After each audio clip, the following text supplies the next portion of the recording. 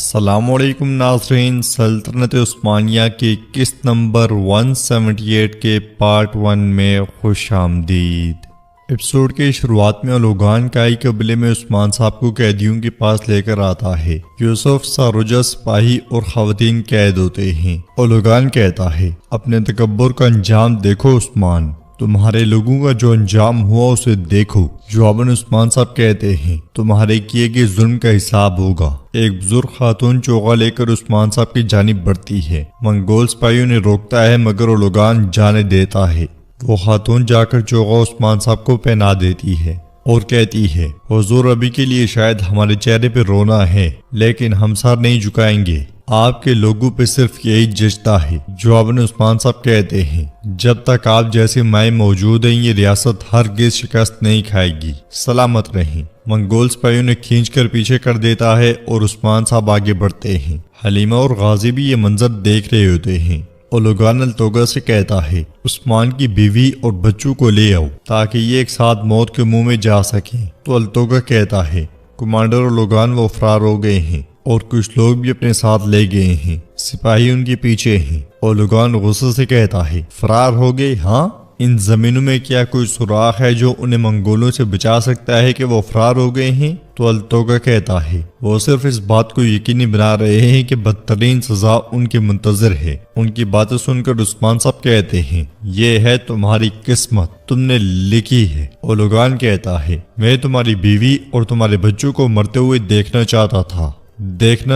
था उस्मान, लेकिन ऐसा लगता है कि मौत उनसे पहले तुम्हें अपने शिकंजे में कसेगी। तुम्हारी सरजमीन को मलिया मेट कर दूंगा, तुम्हारी नस्ल की लकीर को खत्म कर दूंगा, तुम्हारा कुछ भी नहीं बचेगा उस्मान। जवाबन उस्मान साहब कहते हैं, मुझे तुम मार दो, मेरे बच्चों को भी मार दो, मेरे खानदान में से किसी को जिंदा ना छोड़ो। तुम तुर्कों के नजरियात को हरगिज़ अंजाम नहीं दे सकते, ये बात याद रखना। गाजी चिल्लाते हुए कहता है, बस बहुत हुआ। ये कहते साथ वो उठ के भाग पड़ता है मगर अल्तोगा उसे दबोच लेता है। ये देखकर उस्मान साहब कहते हैं, छोड़ दो इसे, छोड़ दो। अल्तोगा कहता है, रुको जरा जेर कुतै के बेटे। तो गाजी कहता है, लोमड़ मुझसे हाथ हटाओ हटाओ हटाओ हटाओ। तुमने जिस शख्स को जंजीरों में जकड़ा हुआ है वो उस्मान साहब हैं। अल्तोगा सिपाही से कहता है, खेमे में ले जाओ इसे।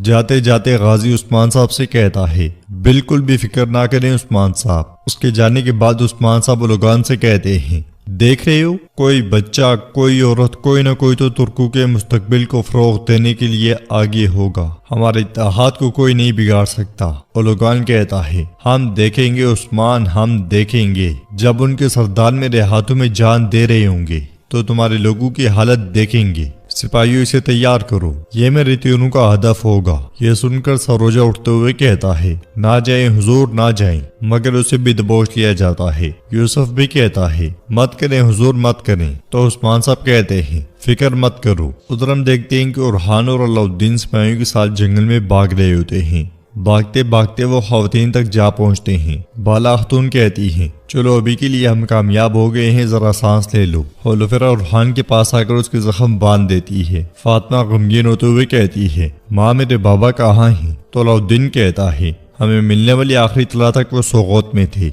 उरहान कहता है, हम बाबा को उन कुत्तों के हाथों में नहीं छोड़ेंगे। बाला खातून कहती हैं, हम यकीनन नहीं छोड़ेंगे। अलाउद्दीन उरहान के जख्मों की देखभाल करो। तो उरहान अलाउद्दीन को रोकते हुए कहता है, मामला मेरे जख्मों का नहीं है माँ, मामला बाबा का है। हम मेरे बाबा को उन बदनस्ल कुत्तों के हाथों में नहीं छोड़ेंगे। शामिल उरहान पे चोगा डाल देता है और होलोफेरा को परेशान देखकर उरहान कहता है, मैं ठीक हूँ, फिक्र ना करो। इधर उधर देखने के बाद अलजिन चिल्लाते हुए कहती है, गाजी नहीं है जेर कुतै, गाजी नहीं है। ये सुनकर जेर कुतै परेशान हो जाता है और उसके मुंह से बेसाख्ता निकलता है, गाजी गाजी नहीं है। ये कहते साथ ही वो उसे इधर उधर ढूंढता है। सब परेशान हो जाते हैं और बाला खातून अलजन से पूछती हैं, अलजन तुमने आखिरी बार उसे कहाँ देखा था? तो अलजन कहती है, मरियम के पास, वो मरियम के साथ था। ये सुनकर फातिमा कहती है, माँ मरियम वो भी नहीं है, क्या वो पकड़े गए हैं? अलजन रोते हुए कहती है, वो हमसे आगे थे। गाजी गाजी कहते हुए जेर कुतै दौड़ लगा देता है मगर बुरान और उरहान उसे पकड़ लेते हैं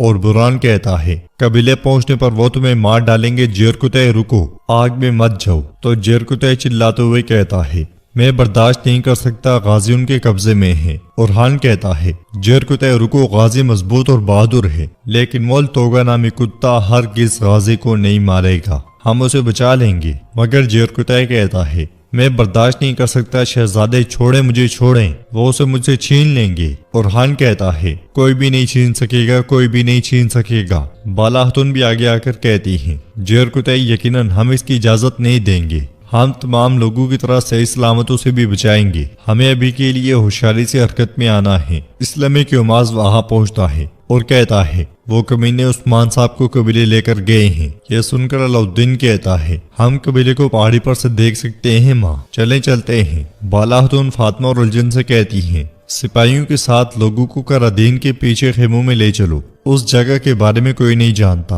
ये कहते साथ ही बाला हतून अपने बेटों और सिपाहियों के साथ पहाड़ी की जानिब चल पड़ती हैं। कबीले में उस्मान साहब को लटकाने के लिए इंतजामात किए जा रहे होते हैं। ओलोगान कहता है, काई के बेलगाम सरदार, तुम्हारी बैत से भागने वाले तुम्हारे बेटे, जब मैं उन्हें मारूंगा, तुम्हारे साथ जिस इंसाफ का मुजाहरा कर रहा हूँ उनके साथ इतना मुंसिफ नहीं हो पाऊंगा। तो उस्मान साहब कहते हैं, फिर चलो इन हाथों को खोलो, अपनी तलवार निकालो, मेरा सामना करो, अगर तुम में हिम्मत है तो तुम्हारे हुदूद क्या है मैं तुम्हें दिखाता हूँ, सामना करो ताकि तुम्हें तुम्हारे जुल्म का बदला दे सकूं। ओलोगान कहता है, नहीं, तुम्हारे लिए एक बहादुर या जंगजू की तरह मरना सिर्फ हसरत ही रहेगा, तुम गम की कैफियत में मरोगे उस्मान। ये देखकर सरोजा यूसुफ से कहता है, ये लोग उस्मान साहब को शहीद कर देंगे, ये सरकश हमारे सरदार को मार डालेंगे। यूसुफ भी चिल्लाते हुए कहता है, कमीनों कुत्तों रुक जाओ। सरोजा खड़े होते हुए कहता है, अगर सरदार के जिंदगी को नुकसान पहुंचता है तो फिर काई तुम्हारे लिए दुनिया को तंग कर देंगे। हमारे सरदार को छोड़ो जालमो,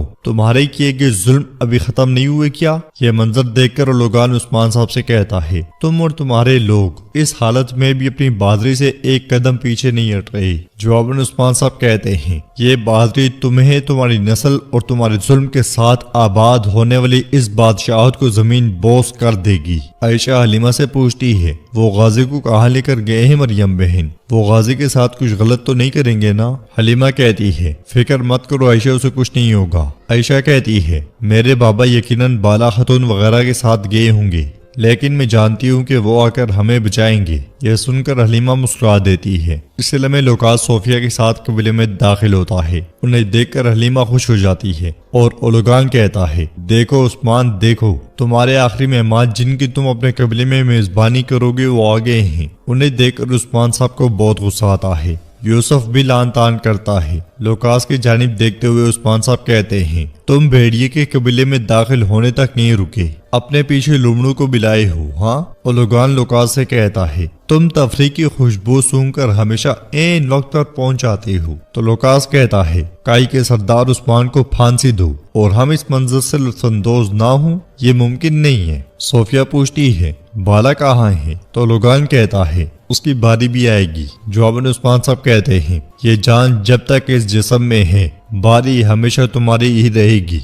सोफिया और हलीमा एक दूसरे की जानिब देखकर मुस्कुरा रही होती हैं। फिर यूसुफ कहता है, सोफिया तुम्हारी बारी भी आएगी, तुम्हारा वक्त आएगा, बिल्कुल फिक्र ना करो। ओलोगान कहता है, उस्मान, इससे पहले कि मैं तुम्हें मारूं, मेरे पास तुम्हें दिखाने के लिए कुछ है, सिपाहियों से खेमे में ले आओ। यह सुनकर मंगोल उस्मान साहब को लेकर आगे बढ़ते हैं। लोकास और सोफिया भी मरकजी खेमे की जानिब बढ़ते हैं और खेमे में दाखिल होने पर उस्मान साहब तख्त पर अलबाई को देखते हैं। यह देखकर उस्मान साहब का खून खोल उठता है, उनके मुंह से बेसाख्ता निकलता है, अलबाई। ओलोगान अलबाई के बिल्कुल साथ जा बैठता है और उस्मान साहब पूछते हैं, तुम्हारा वहाँ क्या काम है अलबाई? बेगम भी उसके साथ खड़ी होती है। ओलोगान कहता है, अपनी पोस्ट पे बैठने वाले को अच्छी तरह जानो, काई के नया सरदार सुंगुर तकीन का पोता अलबाई सरदार है। यह सुनकर उस्मान साहब मजीद चौंक जाते हैं और पूछते हैं, क्या मेरे चचा सुंगुर तकीन का पोता? तो अलबाई कहता है, तुमने बिल्कुल सही सुना उस्मान,